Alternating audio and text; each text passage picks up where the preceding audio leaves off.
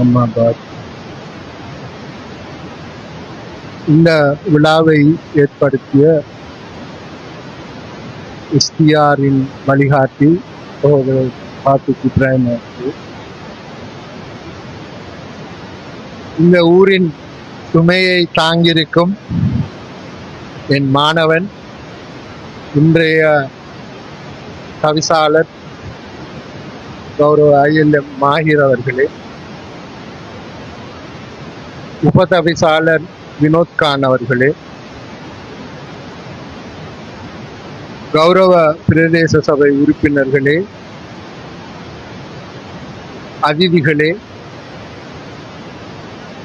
இன்றைய கதாநாயகனை பெற்றெடுத்த பெற்றோர்களே, குடும்பத்தவர்களே, இன்று கௌரவிக்கப்படும் மாணவி மாணவர்களே, தாய்மார்களே, சகோதரர்களே, உங்கள் எல்லோருக்கும் அஸ்ஸலாமு அலைக்கும், வணக்கம், அன்பின் வணக்கம்.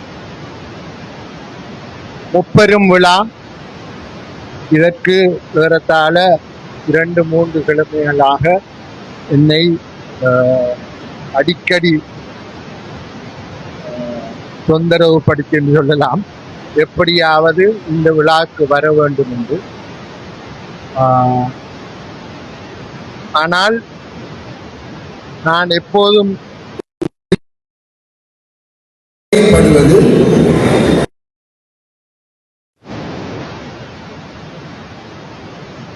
வாழ்க்கையில் ஆக முக்கியமானது நேரம் முகாமைத்துவம்.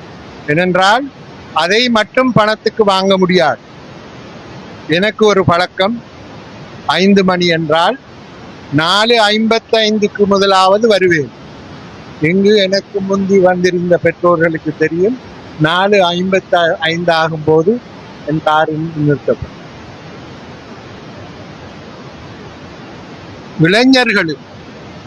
இளைஞர்களுக்கு முக்கியமாக நேர முகாமைத்துவம் இல்லாமல் நாம் வாழ்வில் முன்னேற முடியாது. இது ஒரு முப்பெரும் விழா. நன்றி கூறுவது எனது கடமை அல்ல, அது வாக்கு கேட்டவர்கள் கூறுவார்கள். எஸ்டிஆரை வாழ்த்த வேண்டும்.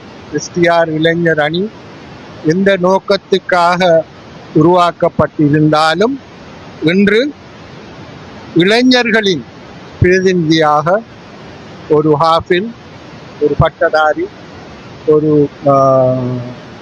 சட்ட முதுமானி, ஒரு இளைஞன்,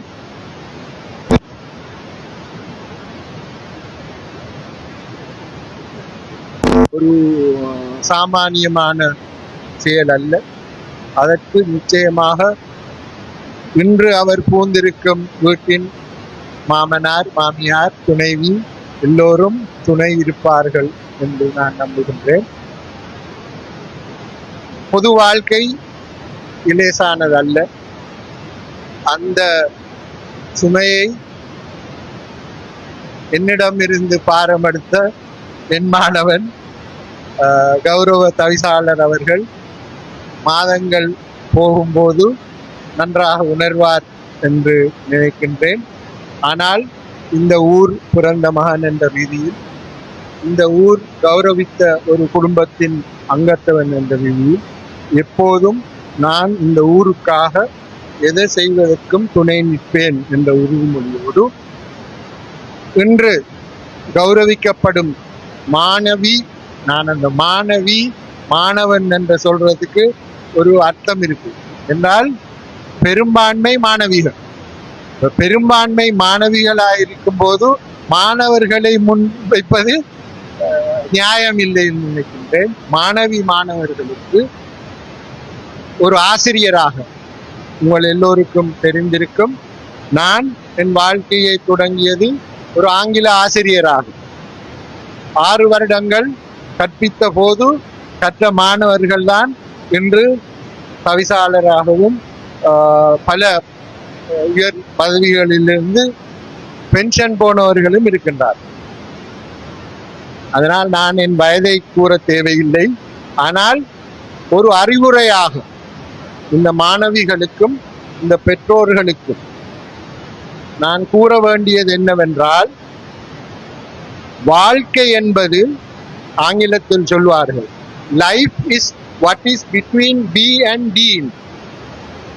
பிக்கும் டிக்கும் இடையில் என்ன இருக்கு மாணவிகள்? பிக்கும் டிக்கும் இடையில் என்ன இருக்கு எழுத்து? இங்கிலீஷ்ல அவ்வளவு வீக்கா? சி. பி என்பது பர்த், பிறப்பு, நமது கையில் இல்லை. டி என்பது இறப்பு, அது நமது கையில் இல்லை. ஆனா இடைப்பட்ட சாய்ஸ், தெரிவுகள் தான் வாழ்க்கை. பிறப்புக்கும் இறப்புக்கும் இடையில் நாம் எடுக்கும் செய்யும் தெரிவுகள் தான் நமது வாழ்க்கை. அதனால் இன்று இந்த மாணவர்கள் நீங்கள் ஒரு பாதையில், ஒரு சிலபஸில் ஆசிரியர்களின் உதவியோடு, பெற்றோர்களின் ஊக்குவிப்போடு ஓலெவல் பரீட்சையை நோக்காக வைத்து ஓடி முடித்து விட்டீர்கள். ஆனால் அது உங்கள் வாழ்க்கையின் முடிவல்ல, கற்றலில் முடிவல்ல, அதுதான் ஆரம்பம். ஏனென்றால் இன்றிலிருந்து அந்த முடிவுகளை எடுக்க வேண்டியது உங்கள் பொறுப்பு. நான் ஏனென்றால் இந்த நாட்டில் ஏலெவல் பாஸ் பண்ற பிள்ளைகளில் 20% தான் பல்கலைக்கழகங்களுக்கு செல்லக்கூடிய வாய்ப்புகள் இருக்கின்றது. 20-25. மற்ற 80% வேறு திசைகளில் போக வேண்டிய கண்டிப்பு இருக்கின்றது. அதை இந்த கட்டத்திலும் செய்யலாம். ஓலெவல் முடிந்ததும் அந்த 3 பாதைகளை தெரிவு செய்யலாம். ஒன்று, நாம் பல்கலைக்கழகம் செல்ல வேண்டும் என்று அந்த பாதையில் முயற்சிக்கலாம். அதில் உள்ள சவால்கள், அதில் உள்ள அழுத்தங்கள், கட்டுப்பாடுகள், அது உங்களுக்கு தெரியும். 100%-ல் 20% தான் போகுதென்றால் இந்த மட்டத்துக்கு நமது முயற்சிகள் இருக்க வேண்டும் என்பது உங்களுக்கு நன்றாக உணரலாம். இப்போது ஒருவரும் சொல்லிக் கொடுக்க தேவையில்லை, இது கையில் இருக்கும் வரை. பெற்றோர்கள் பிள்ளைகளுக்கு புத்தி சொல்ல போறது அவ்வளவு புத்தியான வேலை இல்லை. அடுத்தது 3ஆம் தர கல்வி, அதாவது டெர்ஷரி எஜுகேஷன். நமது திறமைகள் நமக்குத்தான் தெரியும். பெற்றோரை விட, ஆசிரியர்களை விட எனக்கு எது பொருந்தும், நான் எதை விரும்புகின்றேன் என்று எனக்குத்தான் தெரியும். அந்த விருப்பப்படி அந்த பாதையை தெரிவு செய்து நாம் பயணிப்போமானால் கற்பது பெரிய ஒரு சவாலாக வராது. விரும்பியதை செய்வதும் விரும்பாததை செய்விப்பதும் வித்தியாசம் பெற்றோர்களுக்கு தெரியும்.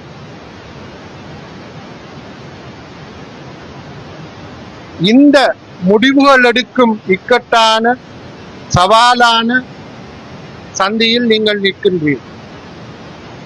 ஓலெவல் முடிந்து விட்டது, 9 எடுத்தாக்கள் இருக்கின்றீர்கள். படிப்படியாக ஏலெவல் தகுதிக்கு இப்பொழுது தகுதி இல்லை, எல்லோரும் ஏலெவல் செய்யலாம். ஆனால் அதை கல்வியை முன்னெடுப்பதென்றால் நமது பாசையும் கணிதமும் தேவை. உலக சவால்களை முன்னெடுப்பதென்றால் பிற மொழிகள் தேவை. என்று நான் தைரியமாக உலகம் சுற்றி இந்த ஊரில் ஏறத்தாழ 14 வருடங்கள் உங்கள் பிரதிநிதியாக இருந்ததற்கு ஆக உதவியாக இருந்தது மொழி வல்லும். இந்த நாட்டில் பேசப்படும் 3 மொழிகளையும் சரளமாக பேசும் வல்லுமை இருந்தபடியினால் எந்த இடத்திலும் போய் தைரியமாக பேசக்கூடிய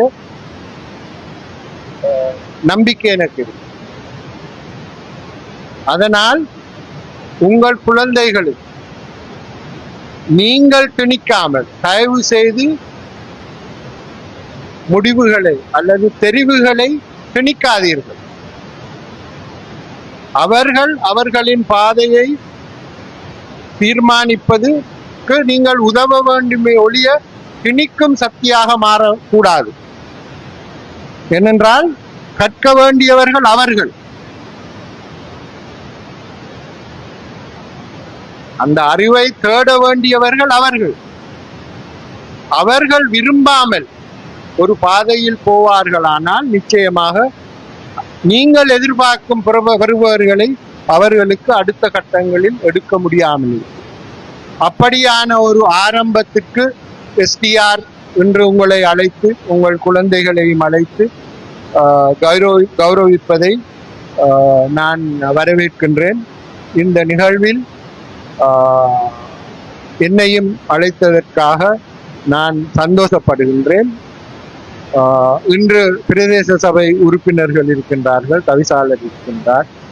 ஏறத்தாழ 10 வருடங்கள் இந்த ஊரின் சுமையை தாங்கி சென்றவன் என்ற ரீதியில் என் மாணவன், இந்த ஊரின் பிதாமகன், இந்த ஊரின் கௌரவ தவிசாளர் மாஹிர் அவர்களுக்கு எஸ்டிஆர் இளைஞர்கள் ஏனென்றால் எதிர்காலம் உங்களுடைய காலை வாரும் வேலைகள் செய்யாமல் ஒரு பொறுப்பை இன்று நாம் அவரில் சுமந்திருக்கின்றோம்.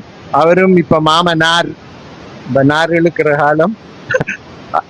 அவருக்கு அவரின் திறமைகளை நாம் மதித்து அவருக்கு உதவியாக இருந்து இந்த ஊரை தைரியமாக பிரதிநிதித்துவப்படுத்துவதற்கு நீங்கள் எல்லோரும் உதவ வேண்டும். ஏனென்றால் அதுதான் நமது எதிர்காலத்தை தீர்மானிக்கும்.